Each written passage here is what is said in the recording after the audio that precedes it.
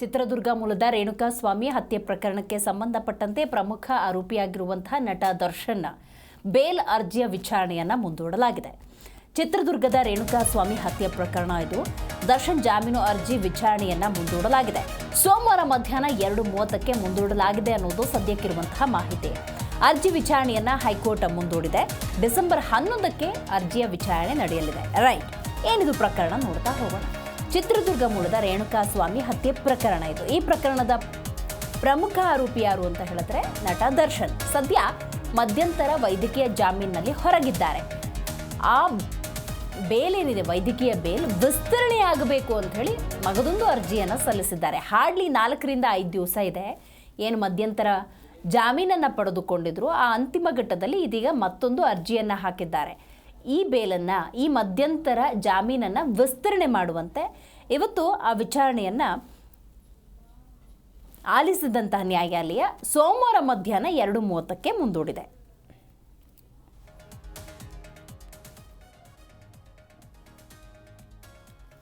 ಚಿತ್ರದುರ್ಗ ಮೂಲದ ರೇಣುಕಾಸ್ವಾಮಿ ಹತ್ಯೆ ಪ್ರಕರಣಕ್ಕೆ ಸಂಬಂಧಪಟ್ಟಂತೆ ಮತ್ತೊಂದಷ್ಟು ಮಾಹಿತಿ ಇದೆ, ನೋಡ್ತಾ ಹೋಗೋಣ. ಹೈಕೋರ್ಟ್ನಲ್ಲಿ ದರ್ಶನ್ ಬೇಲ್ ಅರ್ಜಿಯ ವಿಚಾರಣೆ. ಸರ್ಕಾರದ ಪರವಾಗಿ special public prosecutor Prasanna Kumar ಅವರು ವಾದ ಮಂಡನೆ ಮಾಡಿದ್ದಾರೆ. ಸಿ.ವಿ. ನಾಗೇಶ್ ಅವರ ವಾದಕ್ಕೆ ಪ್ರಸನ್ನ ಕುಮಾರ್ ಕೌಂಟರ್ ಕೊಟ್ಟಿದ್ದಾರೆ. ಹೌದು, ವಾದ ಪ್ರತಿವಾದ ಅನ್ನೋದು ಹಾಗೆ ಆಗುತ್ತೆ ನೋಡಿ. ಸಿ.ವಿ. ನಾಗೇಶ್ ಅಂದ ಸಂದರ್ಭದಲ್ಲಿ ದರ್ಶನ್ಗೆ ಹೇಗೆ ಮಧ್ಯಂತರ ವೈದ್ಯಕೀಯ ಬೇಲನ್ನು ಪಡೆದುಕೊಳ್ತಾರೆ ಅಂತ ನಾವು ನೋಡ್ತಾ ಹೋಗೋದಾದ್ರೆ, ದರ್ಶನ್ ತೀವ್ರ ಬೆನ್ನು ನೋವಿನಿಂದ ಬಳಲ್ತಾ ಇದ್ದಾರೆ. ದರ್ಶನ್ ಅಂದ ಸಂದರ್ಭದಲ್ಲಿ ವಿಚಾರಣಾ ದಿನ ಆರೋಪಿಯಾಗಿದ್ದಾರೆ. ವಿಚಾರಣಾ ದಿನ ಆರೋಪಿಯ ಹಕ್ಕು ಆರೋಗ್ಯ. ಹಾಗಾಗಿ ಒಂದು ಪಕ್ಷ ಸರಿಯಾದಂಥ ಚಿಕಿತ್ಸೆಯನ್ನು ಒದಗಿಸಿಲ್ಲ ಅನ್ನೋದೇ ಆದರೆ ಖಂಡಿತವಾಗ್ಲೂ ಮುಂದೊಂದು ದಿವಸ ಪ್ಯಾರಾಲಿಸಿಸ್ ಆಗುವಂತಹ ಸಾಧ್ಯತೆ ಇರುತ್ತೆ ಅಂತ ಹೇಳಿ ಮಧ್ಯಂತರ ವೈದ್ಯಕೀಯ ಜಾಮೀನನ್ನು ಪಡೆದುಕೊಂಡಿರ್ತಾರೆ. ಇದೀಗ ಆ ಅವಧಿಯನ್ನು ವಿಸ್ತರಿಸೋದಕ್ಕೆ ಮತ್ತೊಂದು ಅರ್ಜಿಯನ್ನು ಹಾಕಿರುವುದರಿಂದಾಗಿ ಸಿ.ವಿ. ನಾಗೇಶ್ ಅವರ ವಾದಕ್ಕೆ special public prosecutor Prasanna Kumar ಅವರು ಪ್ರತಿವಾದವನ್ನು ಮಂಡಿಸಿದ್ದಾರೆ. ಹೆಚ್ಚಿನ ಮಾಹಿತಿಯನ್ನು ನಮ್ಮ ಪ್ರತಿನಿಧಿ ಭವ್ಯ ನೀಡುತ್ತಾರೆ. ಭವ್ಯ, ಚಿತ್ರದುರ್ಗ ಮೂಲದ ರೇಣುಕಾಸ್ವಾಮಿ ಹತ್ಯೆ ಪ್ರಕರಣದ ಪ್ರಮುಖ ಆರೋಪಿ ನಟ ದರ್ಶನ್ ವೈದ್ಯಕೀಯ ಬೇಲ್ನ ವಿಸ್ತರಣೆಗೆ ಮತ್ತೊಂದು ಅರ್ಜಿಯನ್ನು ಹಾಕಿದ್ರು. ಇವತ್ತು ವಾದ ಪ್ರತಿವಾದ ಏನಾಯಿತು?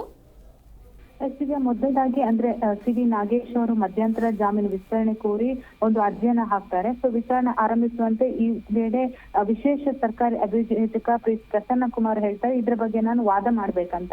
ಸೊ ಮೊದಲನೇದಾಗಿ ಹಿರಿಯ ವಕೀಲ ದಿವಾಕರ್ ಅವರು ವಾದವನ್ನ ಶುರು ಮಾಡ್ತಾರೆ. ಅಂದ್ರೆ ಈ ಪ್ರಕರಣದ 14ನೇ ಆರೋಪಿ ಪ್ರದೋಷ್ ಪರ ಒಂದು ವಾದವನ್ನ ಮಾಡ್ತಾರೆ.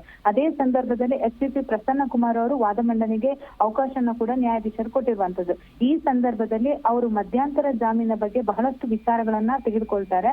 ಅಂದ್ರೆ ಮಧ್ಯಂತರ ಜಾಮೀನನ್ನ ದರ್ಶನ್ ಅವರು ಆರೋಗ್ಯದ ದೃಷ್ಟಿಯಿಂದ ಈಗಾಗಲೇ ಅನಾರೋಗ್ಯ ಹಿನ್ನೆಲೆಯಲ್ಲಿ ಒಂದು ಪಡೆದಿರುವಂತದ್ದು. ಸೊ ಹೀಗಾಗಿ 6/11 ಹಾಗೇನೆ 21/11 2 ರಿಪೋರ್ಟ್ ಅನ್ನ ವೈದ್ಯರು ಕೊಡ್ತಾರೆ. ಇದರಲ್ಲಿ 1 ವಾರದ ಬಳಿಕ ಫಸ್ಟ್ ರಿಪೋರ್ಟ್ ಅಲ್ಲಿಂದ ಸರ್ಜರಿಗೆ ಸಿದ್ಧತೆ ಮಾಡಿಕೊಳ್ಳಲಾಗ್ತಿದೆ ಅಂತ ಹೇಳಲಾಗಿತ್ತು. ತದನಂತರ 21/11 ರಿಪೋರ್ಟ್ ಅಲ್ಲಿ ಬಿಪಿಯಲ್ಲಿ ವೇರಿಯೇಷನ್ ಇದೆ. ಸೊ ಹೀಗಾಗಿ ಅಂದ್ರೆ ಸರ್ಜರಿ ಮಾಡೋದಕ್ಕೆ ಆಗಲ್ಲ ಅನ್ನೋದನ್ನ ಮೆನ್ಷನ್ ಮಾಡಿದ್ರು.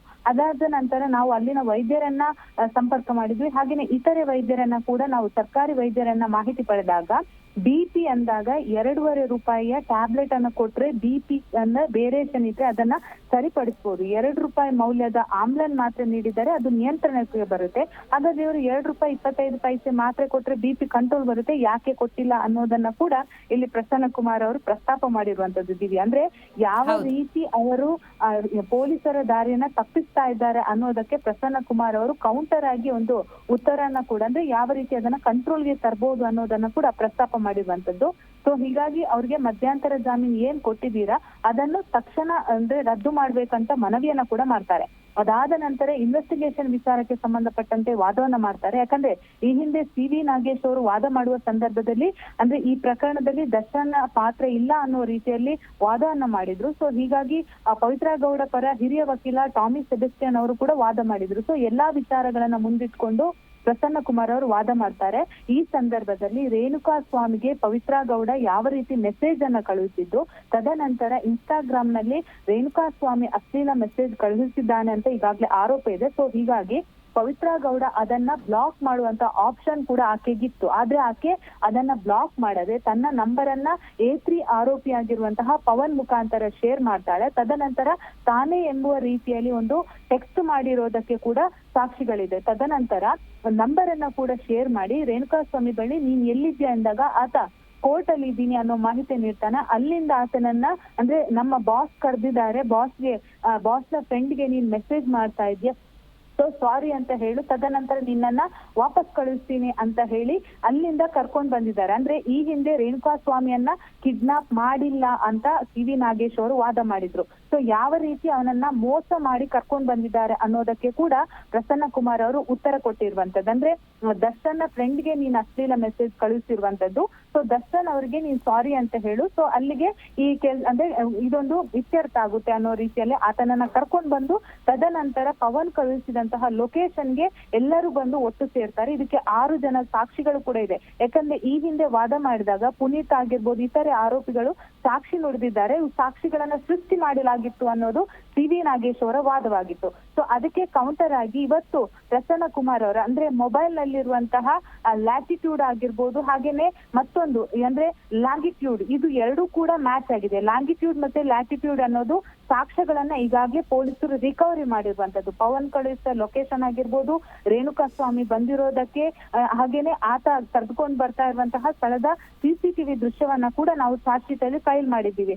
ಮತ್ತೊಂದ್ ಕಡೆ ಪ್ರದೋಷ್ ಏನಿದ್ದಾನೆ 14ನೇ ಆರೋಪಿ, ಆತನ ಪಾತ್ರ ಇಲ್ಲ ಅನ್ನೋದ್ರ ಬಗ್ಗೆ ವಾದ ಮಾಡ್ತಾರೆ. ಆದ್ರೆ ಈ ಘಟನೆ ನಡೆದ ಬಳಿಕ ಪ್ರದೋಷ್ PSI ವಿನಯ್ಗೆ ಕರೆ ಮಾಡ್ತಾನೆ. ತದನಂತರ ಈ ರೀತಿಯಾದಂತ ಅಂದ್ರೆ ದರ್ಶನ್ ಕೊಲೆ ಮಾಡಿದ್ದಾನೆ, ದರ್ಶನ್ ಕರ್ಕೊಂಡ್ ಬಂದಿದ್ದಾನೆ ಅಂತ ಹೇಳಲ್ಲ, ಈ ರೀತಿಯಾಗಿ ಹಣಕಾಸಿನ ವಿಚಾರಕ್ಕೆ ಒಂದು ಕೊಲೆ ನಡೆದಿದೆ, ಅದು ಸುಮ್ನಹಳ್ಳಿ ಮೋರಿ ಬಳಿ ಒಂದು ಶವವನ್ನ ಬಿಸಾಕಲಾಗಿದೆ ಅನ್ನೋ ಮಾಹಿತಿಯನ್ನ ಕೂಡ ರವಾನೆ ಮಾಡ್ತಾರೆ. ಅಂದ್ರೆ ಇದೆಲ್ಲ ಪ್ಲಾನ್ ಆಗಿ ನಡೆದಿದೆ ಅನ್ನೋದು ಈಗಾಗಲೇ ಪ್ರಸನ್ನ ಕುಮಾರ ವಾದ ಆಗಿದೆ. ಸದ್ಯ ದಿವ್ಯಾ ಸೋಮವಾರಕ್ಕೆ ವಿಚಾರಣೆ ಮುಂದೂಡಿಕೆ ಆಗಿರುವಂತದ್ದು. ಇನ್ನೇನು ಗುರುವಾರಕ್ಕೆ ಮಧ್ಯಂತರ ಜಾಮೀನು ಅಂದ್ರೆ ಅವರ ಅವಧಿ ಕೂಡ ಮುಕ್ತಾಯವಾಗುವಂತದ್ದು. ಸೊ ಬರುವ ವಾರ ಯಾವ ರೀತಿಯಾದಂತಹ ವಾದ ಪ್ರತಿವಾದ ನಡೆಯುತ್ತೆ ಅನ್ನೋದು ಬಹಳಷ್ಟು ಇಂಪಾರ್ಟೆನ್ಸ್ ಆಗಿರುವಂತದ್ದು. ದಿವ್ಯಾ,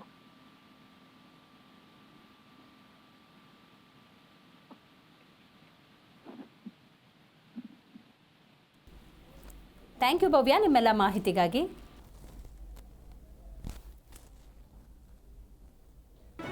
ಜಿ ಕನ್ನಡ ನ್ಯೂಸ್ ಈಗ ನಿಮ್ಮ ಮನೆಯಲ್ಲೇ ನೋಡಿ, ಎಲ್ಲ ಕೇಬಲ್ಗಳಲ್ಲಿ ಈಗ ಲಭ್ಯ. ನಿಮ್ಮ ನೆಚ್ಚಿನ ಜಿ ಕನ್ನಡ ನ್ಯೂಸ್ ಈಗ ಸನ್ ಡೈರೆಕ್ಟ್ ನಲ್ಲಿ number 292, Tata play number 1664, Jio TV number 1334, NXT digital number 30, in cable number 30, city networks 51, U digital number 162, GTPL number 17, Rockline telecommunications number 42, Shri Basaveshwara cable number 168, rural cable network 60, Vinayaka digital 57, Abhishek cable 821, city channel 53, Siddeshwara cable network 57, V4 digital Infotech 628, Surya digital networks 53, Gajanan digital number 836, Malnad Infotech private limited number 56, Metrocast number 830, Victory digital number 167ರಲ್ಲಿ ನೋಡಿ ಆನಂದಿಸಿ.